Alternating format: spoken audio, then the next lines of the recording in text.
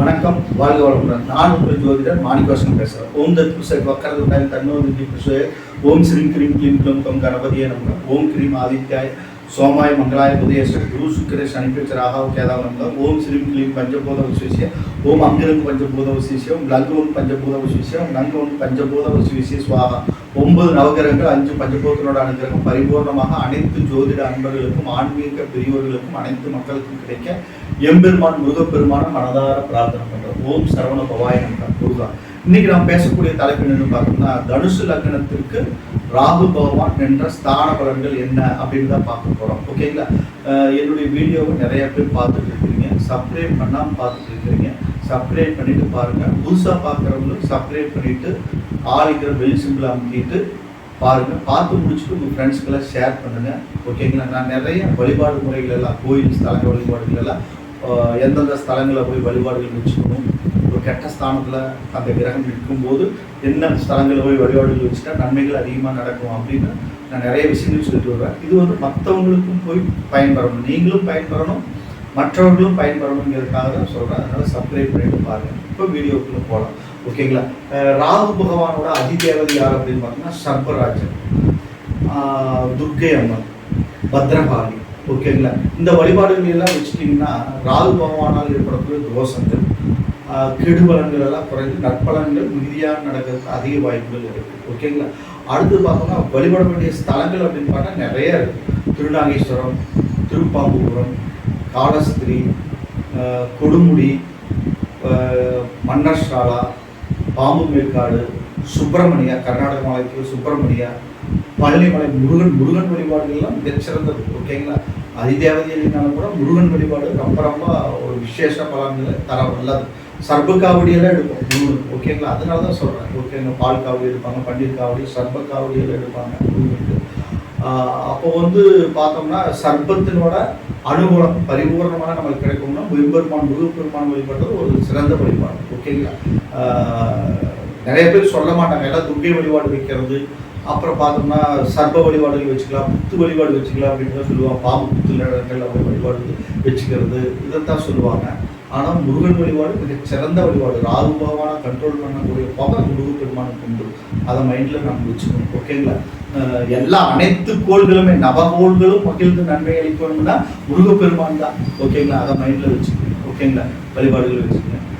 இப்போ பார்த்தோம்னா தனுஷ் லக்னத்துக்கு ஜென்ம ராகுவாக அவர் அமரும் போது, ஜென்ம லக்னத்தில் ராகு அமரும் போது பிரச்சனைகள் அதிகமாக இருக்கும். ஏன்னா குரு வந்து பார்த்தோம்னா நேர் வழியில், நேர்மையான வழியில் போய் நல்ல எண்ணங்கள், நல்ல புத்தி, நல்ல சிந்தனைகளை கொடுக்கக்கூடிய ஒரு கிரகம் யாருன்னா குரு பகவான். அவரோட ராகு வந்து பார்த்தோம்னா எந்த வழியாவது போய் அனைத்து போகங்களையும் அனைத்து சுகங்களையும் அனுபவிக்கணும் அப்படின்னு வைக்கக்கூடிய ஒரு கிரகம். அவர் அனுபவிக்க வைத்து பிரச்சனை பண்ணுவார். அதன் மூலமாக பிரச்சனைகளை கொடுத்து அசிங்கமும் படுத்தி விட்டுவார் ராகு. அவர் வந்து ஜென்ம ராகுவாக தனுசு லக்னத்தில் ஆகும்போது பிரச்சனைகள் அதிகமாக இருக்கும். ஓகேங்களா? தேவையில்லாத ஆசைகள், தேவையில்லாத கற்பனைகள், தேவையில்லாத எண்ணங்களை எல்லாம் கொடுத்து மனக்குழப்பம் கொடுத்து நிம்மதியற்ற ஒரு வாழ்க்கையை அந்த இடத்துல இருக்கும்போது ராகு கொடுத்துருவார். ஓகேங்களா? அதனால நான் சொன்ன அந்த வழிபாடுகள், முருகப்பெருமான் வழிபாடு, காலஸ்திரி வழிபாடு, காலஸ்திரி போய் ராகுக்கு பரிகாரம் பூஜை செஞ்சுக்கிறது, இதெல்லாம் ஒரு நல்ல வழிகளை தரும். ஓகேங்களா? அடுத்து பார்த்தோம்னா 2ஆம் குடும்பஸ்தானம், வாக்குஸ்தானம், கல்விஸ்தானம். அந்த இடத்துல ராகு அமரும்போது குடும்ப சண்டை பிரச்சனை, போராட்டங்கள், குடும்ப உறுப்பினர்கள் மூலமாக அனுகூலமற்ற பலன்கள் எல்லாம் ஏற்படுறது, குடும்பத்தை விட்டு பிரித்து வைக்கிறது, இந்த வேலையெல்லாம் ராகு அந்த இடத்துல இருந்தாருன்னா 2ஆம் இடத்துல இருந்தால் செய்வார். ஓகேங்களா? அது அங்கேயும் நம்ம வந்து வழிபாடு, சனீஸ்வர பகவான் வழிபாட்டு வச்சுக்கிறது, துர்க்கை அம்மன் வழிபாடுகளை வச்சுக்கிறது, இதெல்லாம் வச்சுட்டிங்கன்னா ஓரளவுக்கு கெடுபலன்கள் எல்லாம் குறைந்து நற்பலன்கள் நடக்க அதிக வாய்ப்பு. அடுத்து 3ஆம் இடம் தைரிய வீதி வெற்றி ஸ்தானங்கிற கும்பத்தில் அவர் இருக்கும்போது நற்பலன்கள் மிகுதியாக நடக்கும். நட்பு வீடு, நன்மைகள் மேலோங்கி நிற்கும். ஒன்றும் பிரச்சனை இல்லை. கெட்டவன் கெட்ட ஸ்தானம் ஏறி நின்றால் கிட்டிலும் ராஜயோகங்கிற மாதிரி இந்த தனுசு லக்னத்துக்கு வந்து கெட்டவனான ராகு வந்து நற்பலன்களை மிகுதியாக வாரி வழங்குவார். அந்த இடத்துல தைரியம் மேன்மைப்படும், போட்டி பந்தயங்கள் வெற்றி ஏற்படும், இளைய சகோதர வழியில் மெயினாக நன்மைகள் ஏற்படும். ஒன்று சகோதர வழியில நன்மைகள் அதிகமாக ஏற்படும். அடுத்தது 4ஆம் இடம் இன்னொரு குருவோட இன்னொரு வீடு, இந்த இடத்துல அவர் அமரும் போது வீடு வாசல் சொத்து சுகம் எல்லாமே ஏற்பட்டு அது மூலமாக நம்மளுக்கு விரைய செலவுகள் ஏற்படுறது, வண்டி வாகனங்கள் மூலமாக விரைய செலவு ஏற்படுறது, தாயாருக்கு அனுகூலமற்ற பலன்கள் ஏற்படுறது, தாயாருக்கு உடல் உபாதைகள் ஏற்படுறது, பிரச்சனைகள் ஏற்படுறது. சுகஸ்தானங்கிறதுனால எல்லா சுகபோகங்களையும் அனுபவிக்க வைத்து அந்த சுகபோகத்தின் மூலமாகவே கெடுபலன்களை கொடுக்க வல்லவர். ஏன்னா அது சுகஸ்தானம் இல்லையா, அதனால எந்த வழியிலாவது சுகத்தை அனுபவிக்கலாம் அப்படிங்கிற மாதிரி அமைப்பு கொடுத்துருவார். அதனால அது மூலமாகவே நம்மளுக்கு பிரச்சனைகள் அதிகமாக நம்ம கேர்ஃபுல்லாக இருக்கணும். வழிபாடுகள் வச்சுக்கணும், குரு வழிபாட்டை வச்சுக்கணும், தட்சிணாமூர்த்தி வழிபாட்டை வச்சுக்கணும், பிரகஸ்பதி வழிபாட்டை வச்சுக்கணும். அடுத்தது பார்த்தோம்னா குருவாக இருக்கக்கூடிய திருச்செந்தூர் முருகனை தரிசனம் பண்ணுறதெல்லாம் ஒரு நற்பலன்கள் அதிகமாக நடக்கும். துர்க்கை வழிபாட்டை வச்சுக்கிறது வியாழக்கிழமைக்கு இதெல்லாம் நல்ல வழிபாடுகள்.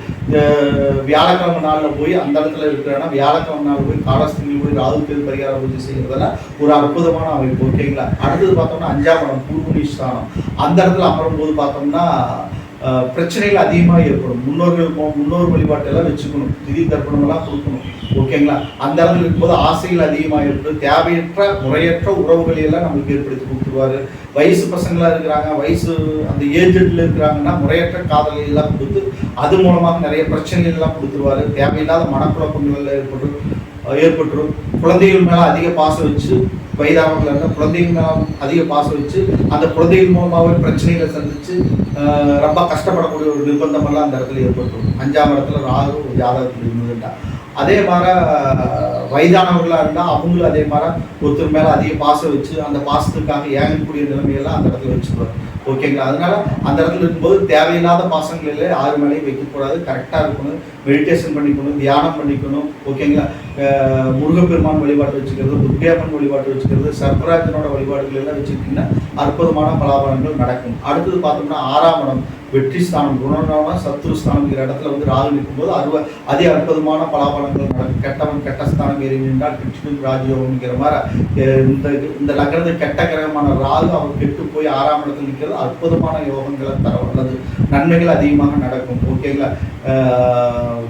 அதாவது கோர்ட்டு கேஸ்ன்னா அதில் வெற்றி ஏற்படுறது, நோயற்ற வாழ்க்கைக்கு நோயிலிருந்து விடுதலை ஆடுறது, 2 நாள் நோய் இல்லாத அது எந்த விடுதலை பண்ணலாம். அடுத்தது பார்த்தோம்னா கடன் மூலமாக ஆதாயம் ஏற்படுறது, எதிரிகள் மூலமாக லாபம் ஏற்படுறது. இது மாதிரி நற்பலன்கள் எல்லாம் அந்த இடத்துல நன்மைகள் அதிகமாக நடக்கும். எல்லா வழியிலும் நன்மைகள் நடக்கும், ஒன்றும் பிரச்சனை இல்லை. மனைவியின் கலத்தர வழியிலும் நன்மைகள் அதிகமாக ஏற்படாது. கலத்தரக்காரன் சுக்கரனோட வீடு இல்லையா, அதனால அந்த வழியிலும் நன்மைகள் ஏற்படும். 6ஆம் இடத்துல ராகு தனுசு லக்னத்துக்கு இருக்கும்போது நன்மைகள் அதிகமாக நடக்கும். 7ஆம் இடத்துல ராகு புதனோட வீடு பாதகஸ்தானம் தனுசு லக்னத்துக்கு, அந்த இடத்துல ராகு நிற்கும் போது நிறைய கெடுபலன்கள் நடக்கும். வாழ்க்கை துணை மூலமாக கணவன் மனைவிக்குள்ள மிஸ் அண்டர்ஸ்டாண்டிங் ஏற்படும், சண்டை சச்சரவுகள் ஏற்படும், பிரச்சனைகள் ஏற்படும். ஓகேங்களா. ஒன்றுக்கு மேற்பட்ட கலத்தரம் அமையிறது, இது மாதிரிலாம் நிறைய ஏற்படும். தேவையில்லாத தொடர்புகளை எல்லாம் ஏற்படுத்தி விட்டுரும் ராகு அந்த இடத்துல இருக்கும்போது. அந்த எண்ணங்கள் எல்லாம் வந்து ராகுவோட பார்வை நேர் 7ஆம் பார்வை அங்கே விழும் இல்லையா லக்னத்து மேலே, அது மூலமாக நம்ம பிரச்சனை ஏற்படும். குரு பார்த்துட்டாருன்னா பிரச்சனை இல்லை. குரு ராகு எந்த இடத்துல நின்றாலும் குரு பார்வை பெற்று நின்றாருன்னா எந்த ப்ராப்ளம் இல்லை. மற்ற கிரகத்தினோட எந்த கிரகத்தினோட பார்வை பெற்றாலும் நம்மளுக்கு கெடுக்குதான் செய்யும். ஒன்றுக்கு ட்ரிபிளாக கெடுக்க ஆரம்பிச்சுட்டோம். ஓகேங்களா. அதை பார்த்துக்கணும். அடுத்தது பார்த்தோம்னா அஷ்டமஸ்தானத்தில் நிற்கும் போது நம்மளுக்கு பிரச்சனைகள் அதிகம். கணவன் மனைவிக்குள்ள பிரச்சனை, சண்டை சச்சரவு, கடன் மூலமாக பிரச்சனை, உடல் உபாதைகள், உடல் பிடிகள், ஒரு அனுகூலமற்ற பலன்கள் தான் நடக்கும். கடகத்தில் 8ஆம் இடத்துல இருக்கும்போது அது ஏன்னா பகை வீடு, சந்திரன் வந்து ஜென்ம பகை, சூரியன் ஜென்ம பகை அடுத்து சொல்ல போகுது. ஓகேங்களா. அதனால இந்த மாதிரி ஸ்தானங்கள் கடகத்தில் இருக்கும்போது நம்ம வந்து எங்கே போகணும், ராமேஸ்வரம், காசி, கயாங்கிற தலங்களில் போயிட்டு பிதிர்தோஷம் நீங்க இருக்கு, மதுர் தோஷம் நீங்க இருக்கு போய் வழிபாடுகள் வச்சுக்கணும். ஓகேங்களா. முன்னோர்கள் மூலமாக ஏற்படக்கூடிய தோஷங்கள் எல்லாம் இருக்கும், மதுர் தோஷம் எல்லாம் ஏற்பட்டு அது மூலமாக பிரச்சனை, சண்டை சச்சரவு, போராட்டங்கள் எல்லாம் ஏற்படும் 8ஆம் இடத்துல நிற்கும் போது. அடுத்தது 9ஆம் இடம் பாக்கிஸ்தானம், பிதிர் தோஷம் ஏற்படும். அங்கே சூரியனோட வீட்டில் ராகு நிற்கும் போது இப்போ சூரிய நாராயண் கோயில் போய் வழிபாடு செஞ்சுக்கிறது, ஆடுதுறை பக்கத்தில் இப்போ சூரிய நாராயண் கோயில் வழிபாடுகள் வைக்கிறது.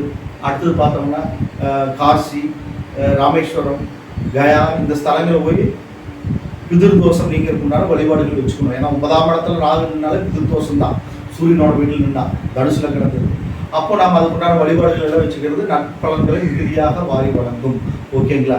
அடுத்தது பார்த்தோம்னா 10ஆம் இடம் தொழில் ஸ்தானம், புதனோட வீடு. இந்த இடத்துல நிற்கும்போது ஒரு அற்புதமான பலாபலன்கள் நடக்கும். 1க்கு மேற்பட்ட தொழில்கள் ஏற்பட்டுரும், நன்மைகள் அதிகமாக ஏற்படும். ராகு ஒன்று தர்றாருன்னா 1க்கு மேலே தான். ஓகேங்களா.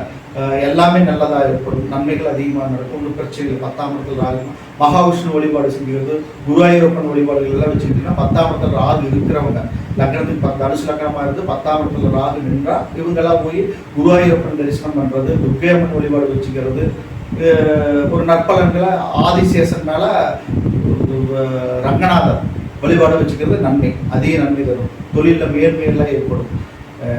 சர்ப்பகிரகம் புதனோட வீடுகளில் இருக்கும்போது நம்ம ரங்கநாதர் வழிபாடு, ஆதிசேஷன் மேல படுத்திருப்பார் மகாவிஷ்ணு, அந்த ஸ்தலங்களில் போய் வழிபாடுகள் வச்சுக்கிறது நற்பலன்களை மிகுதியாக தரும். ஓகேங்களா. அடுத்தது 11ஆம் இடம் சுக்கிரனோட வீடு, மகாலட்சுமி வழிபாடு வச்சுக்கிறது நன்மைகள், இன்னும் லாபங்கள் மேலோங்கும். நட்பு வீடு வேற, அதனால நன்மைகள் அதிகமாக நடக்கும். சரிங்களா. புகழ், கீர்த்தி, செல்வம், அஷ்டலட்சுமி யோகம் எல்லாம் ஏற்பட்டு பொருளாதார நிலையில பல வழியில பணம் வரக்கூடிய ஒரு அமைப்புல ஏற்படும், நன்மைகள் அதிகமாக நடக்கும், ஒன்றும் ப்ராப்ளம் இல்லை. அடுத்து 12ஆம் இடம் விரயஸ்தானம், செவ்வாய் வீடு, பகை வீடு. அப்போ விரயங்கள் அதிகமாக ஏற்படும். அந்த விரயங்கள் எல்லாம் கண்ட்ரோல் பண்ணணும்னா முருகப்பெருமான் வழிபாடு வச்சுக்கிறது நன்மைகள் ஏற்படும். சுப்பிரமணியாங்கிற ஸ்தலத்தில் போய் வழிபாடு செய்யறது, பள்ளிமலை முருகன் வழிபாடு செய்யறது, திருச்செந்தூர் முருகன் வழிபாடுகள் எல்லாம் வச்சுக்கிட்டீங்கன்னா, ஏன்னா செவ்வாயோட வீடு, செவ்வாயோட அதிதேவதையான அவரையும் வணங்கணும். அதே போல துர்க்கையம்மன் வழிபாடுகள் வச்சுக்கணும், சர்வராஜன் வழிபாடுகள் வச்சுக்கும் போது அற்புதமான பலாபலங்கள் நடக்குது, கெடுபலங்கள் குறைந்து நன்மைகள் செய்யும். ஓகேங்களா.